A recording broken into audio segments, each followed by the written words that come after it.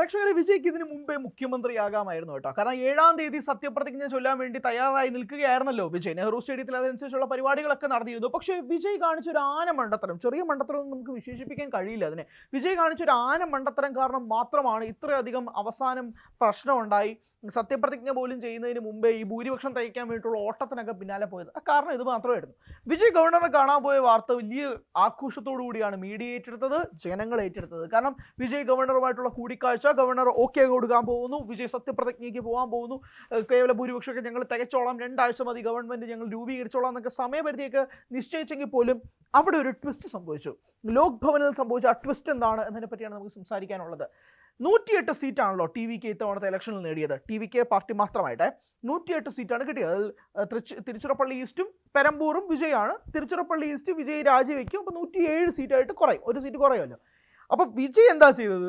വിജയ് അതിനിടയിൽ കോൺഗ്രസുമായിട്ട് അലയൻസ് വെച്ചു. അപ്പം 107-ൽ നിന്നും 5, 112, അല്ലെങ്കിൽ 108-ൽ നിന്ന് 5, 113. ഈ സാധാരണ ഈ ഗവർണറെ കാണാൻ പോകുമ്പോൾ സ്വാഭാവികമായും ചെയ്യേണ്ടത് MLA-മാരുടെ സിഗ്നേച്ചേഴ്സ് എല്ലാം വാങ്ങിച്ച് ഗവർണറുടെ അടുത്ത് പോകണം. ഇതാണ് സാധാരണയായിട്ടുള്ള നടപടി. എന്താ വിജയ് ചെയ്തത്? വിജയ് 108 MLA-മാരുടെയും, അതായത് 107 MLA-മാരുടെയും സിഗ്നേച്ചേഴ്സും വാങ്ങി, കൂടെ കോൺഗ്രസിൻ്റെ 5 MLA-മാരുടെ സിഗ്നേച്ചറും വാങ്ങിയിട്ടാണ് ഗവർണറുടെ അടുത്ത് പോയത്. സ്വാഭാവികമായിട്ട് 2 കാര്യങ്ങളാണ് ചെയ്യാൻ കഴിയുക. ഒന്ന്, നിങ്ങൾക്ക് ഏറ്റവും വലിയ ഒറ്റകക്ഷി, ഏറ്റവും സീറ്റുകൾ നേടുന്ന ഒറ്റകക്ഷി പാർട്ടിയായിട്ട് നിങ്ങൾക്ക് ഗവർണറെ കാണാം. അല്ലെങ്കിൽ നിങ്ങൾക്കൊരു അലയൻസ്, നിങ്ങൾ അലയൻസുമായിട്ട് നിൽക്കുന്ന പാർട്ടികളുമായിട്ട് ചേർന്ന് ഗവർണറെ കാണാൻ പോവാം. പക്ഷേ ഇവിടെ പ്രശ്നം, നിങ്ങൾ അലയൻസ് ചേരുകയാണെങ്കിൽ നിങ്ങൾ 118 MLA-മാരുടെ ഒപ്പുമായിട്ട് പോകണം. കാരണം അതാണല്ലോ കേവല ഭൂരിപക്ഷത്തിന് വേണ്ടത്. ഈ 118 MLA-മാരുടെ ഒപ്പുമില്ല, 113 MLA-മാരുടെ ഒപ്പേ ഉള്ളൂ. അപ്പോൾ സ്വാഭാവികമായിട്ടും ഗവർണർ ചോദിച്ചത്, ഇതെന്താ ഇങ്ങനെ, ഇത് നടപടിയാവില്ല, നിങ്ങൾ 118 തയ്ക്ക്, ഇത്രയും പേരുടെ ഒപ്പ് വേണം. അല്ലെങ്കിൽ നിങ്ങൾ എന്താ ചെയ്യേണ്ടത്? ടി വിക്ക് MLA-മാരുടെ മാത്രം ഒപ്പുമായിട്ട് നിങ്ങൾ വരണമായിരുന്നു. നിങ്ങൾ കോൺഗ്രസുമായിട്ട് സഖ്യം ചേർന്നിട്ട് അവരുടെ ഒപ്പം വാങ്ങിച്ചിട്ട് നിങ്ങൾ കേവല ഭൂരിപക്ഷം തികച്ചില്ല എങ്കിൽ അത് നടപടിയാവില്ല. അവിടെയാണ് ടി വിക്ക് താളപ്പിഴ സംഭവിച്ചത്. അയ്യോ, ഒരു ആന മണ്ടത്തരമാണല്ലോ സംഭവിച്ചത് എന്നുള്ള ചോദ്യം വരുന്നത്. ഇതെന്താ പ്രശ്നം എന്നറിയോ?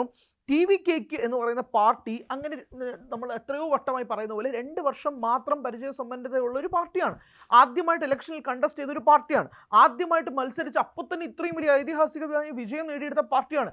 ഇവിടെ എന്താണ് വേണ്ടത്, എന്താണ് ചെയ്യേണ്ടത്? ഇവർക്ക് പറഞ്ഞു കൊടുക്കാൻ പോലും ആളില്ല എന്നതിൻ്റെ ഒരു വലിയ നിരാശയാണ് ഇക്കാര്യമായിട്ട് നമുക്ക് സൂചിപ്പിക്കേണ്ടിയിരിക്കുന്നത്. കാരണം എങ്ങനെയാണ് ഇത് റൺ ചെയ്യേണ്ടത്? ഗവർണറെ കാണാൻ പോകുമ്പോൾ എത്ര ഒപ്പ് വേണം, ആരുടെയൊക്കെ ഒപ്പ് വേണം, അലയൻസ് ആണെങ്കിൽ എന്താ ചെയ്യേണ്ടത്, അലയൻസ് അല്ലെങ്കിൽ എന്താ ചെയ്യേണ്ടത്, തുടങ്ങിയ കാര്യങ്ങൾ വിശദമായി പറഞ്ഞു കൊടുക്കാൻ പോലും വിജയ്ക്ക് ആളില്ലേ എന്നുള്ള സ്വാഭാവികമായ ചോദ്യമാണ് അവിടെ നിൽക്കുന്നത്. പക്ഷേ ഈ ഒരു ആന മണ്ടത്തരം കാരണമാണ് ഇപ്പോൾ അവസാന നിമിഷം ഈ നെട്ടോട്ട് ഓടുകയും INC-യും CPM-ഉം CPI-യും VCKയും ഒക്കെ ആയിട്ട് ഭൂരിപക്ഷം തികച്ചിട്ട് മതി ഇനി എൻ്റെ മുന്നിൽ വരുന്നതെന്ന് ഗവർണർ വിട്ടുകയും ചെയ്തു. ആദ്യത്തെ മീറ്റിങ്ങിൽ തന്നെ ഗവർണർ പറഞ്ഞു. അത് കഴിഞ്ഞ് വിജയ് വീണ്ടും 2ാം മീറ്റിങ്ങിൽ പോയി 45 മിനിറ്റോളം ലോക് ഭവനിൽ സംസാരിച്ചു.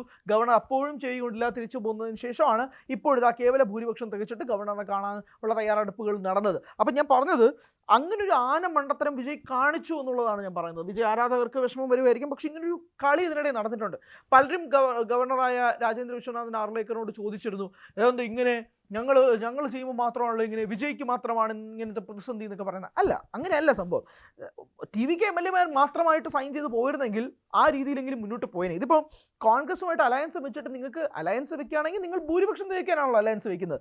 ആ ഭൂരിപക്ഷം തികഞ്ഞതുമില്ല, എന്നാൽ നിങ്ങൾ കോൺഗ്രസ് പാർട്ടിയുടെ MLA-യുടെ സിഗ്നേച്ചേഴ്സ് വാങ്ങുകയും ചെയ്യുമ്പോഴാണ് അവിടെ ഒരു ചെറിയ കെണി, ഒരു വലിയ മണ്ടത്തരം സംഭവിക്കുന്ന ഒരു സാഹചര്യത്തിലേക്ക് നീങ്ങിയത്. അതാണ് വിജയ്ക്ക് ഏറ്റവും വലിയ തിരിച്ചടിയായി മാറുകയും ചെയ്തത്. എന്തായാലും കാര്യങ്ങളൊക്കെ കലങ്ങി തെളിഞ്ഞ് വിജയ് മുഖ്യമന്ത്രിയാവുകയാണ്. അത് ഏറ്റവും പ്രധാനപ്പെട്ട ഒരു കാര്യമായിട്ട് തന്നെ നിൽക്കുന്നു. അതാണ് ഇന്നത്തെ ദിവസത്തിൽ നമ്മൾ അറസ്യൽ എന്നൊക്കെ പറയുമ്പോൾ പോലും സിനിമയിൽ നിന്ന് അറസ്യലിലേക്ക് എന്നൊക്കെ പറയുമ്പോൾ അറസ്യൽ ഇറങ്ങണമെങ്കിൽ ഇങ്ങനെ ഇറങ്ങണം. സ്ട്രെയിറ്റ് CM, വാർഡ് മെമ്പറില്ല, പഞ്ചായത്ത് പ്രസിഡന്റ് ഇല്ല, MLA ഒന്നുമില്ല, സ്ട്രെയിറ്റ് CM. ആ രീതിയിലേക്കാണ് വിജയുടെ എൻട്രി പോകുന്നത്. തമിഴ്നാട് ജനത ഇപ്പോഴും ആ രീതിയിലാണ് നിൽക്കുന്നത്. ഒരു പക്ഷേ പല കാര്യങ്ങളുണ്ട് കേട്ടോ. ആദ്യം എതിർത്തിരുന്ന പ്രകാശ് രാജ് ഉൾപ്പെടെയുള്ള താരങ്ങൾ പിന്നീട് ഇപ്പോൾ വിജയ്ക്ക് അനുകൂലമായി എത്തുന്നു. സത്യരാജ് ഉൾപ്പെടെ ആദ്യം വിജയ് എതിർത്തിരുന്നതാണ്, ഇപ്പോൾ അനുകൂലമായി എത്തുന്നു. കമൽഹാസൻ DMK-ക്കൊപ്പമാണ്. കമൽഹാസൻ വിജയ്ക്ക് വേണ്ടിയിട്ട് സംസാരിക്കുന്നു. രജനീകാന്തും അതേ രീതിയിൽ തന്നെയാണ് നിൽക്കുന്നത്. രജനീകാന്ത് ഇപ്പോഴും ഒരു പാർട്ടിയാരുടെ ഒപ്പമാണെന്ന് പറയുന്നില്ല, പക്ഷേ DMK ചായ് രജനി എപ്പോഴും പുലർത്താറുണ്ട്. രജനിയും ഇപ്പോൾ വിജയ്ക്ക് അനുകൂലമായി സംസാരിക്കുന്നു. അങ്ങനെ ഒരു തമിഴ്നാട് വേവ് വിജയ്ക്ക് ചുറ്റുമായി നിൽക്കുകയാണ്. സിനിമാ മേഖല മൊത്തമായി വിജയ്ക്കൊപ്പം നിൽക്കുകയാണ്. വിശാൽ ഉൾപ്പെടെയുള്ള താരങ്ങൾ എത്തുന്നു. അങ്ങനെ തമിഴ് സിനിമ പ്രേക്ഷകർ അല്ലെങ്കിൽ തമിഴ് സിനിമ അഭിനേതാക്കൾ പൂർണ്ണമായും വിജയ്ക്കൊപ്പം നിൽക്കുന്ന ഒരു സാഹചര്യത്തിലേക്ക് കാര്യങ്ങൾ മാറുകയാണ്. അവരുടെ ഒരു ഫ്രട്ടേണിറ്റിയിൽ ഒരു അംഗം CM ആയി മാറുമ്പോഴേക്കും വർഷങ്ങൾക്ക് ശേഷം സംഭവിക്കുന്ന ഒരു കാര്യമാണ്. അതുണ്ടാവുന്ന ഒരു ഹൈ അല്ലെങ്കിൽ ഒരു കിക്ക് അല്ലെങ്കിൽ തമിഴ് സിനിമ ഇൻഡസ്ട്രിക്ക് തന്നെ ഉണ്ടാകുന്ന ഒരു ഹൈ എന്തായിരിക്കും സംഭവിക്കാൻ പോകുന്നത് ഉൾപ്പെടെ കാര്യങ്ങളൊക്കെ ഉണ്ട്. അതിനിടയിൽ ജനനായകൻ റിലീസ് ചെയ്യണം, CM ആയിട്ട് ആദ്യം അതിൽ ഒപ്പുവെക്കണം എന്നൊക്കെ പറഞ്ഞുകൊണ്ട് വിജയ് ആരാധകർ ഒരു പക്ഷത്ത് നിൽക്കുന്നുണ്ട്. ഭൂരിപക്ഷം തികഞ്ഞ ആ ഒരു ആശ്വാസത്തിലാണ് വിജയ് നിലവിൽ നിൽക്കുന്നത്. എന്തായാലും അങ്ങനത്തെ രാഷ്ട്രീയ സാഹചര്യങ്ങളെല്ലാം മാറി മറിഞ്ഞ് അവസാനം കലങ്ങി തെളിയുന്ന ഒരു സാഹചര്യമാണ് ഇന്ന് നമ്മൾ കണ്ടത്. കൂടുതൽ വാർത്തകൾക്ക് News 18 Keralam YouTube channel subscribe ചെയ്യുക.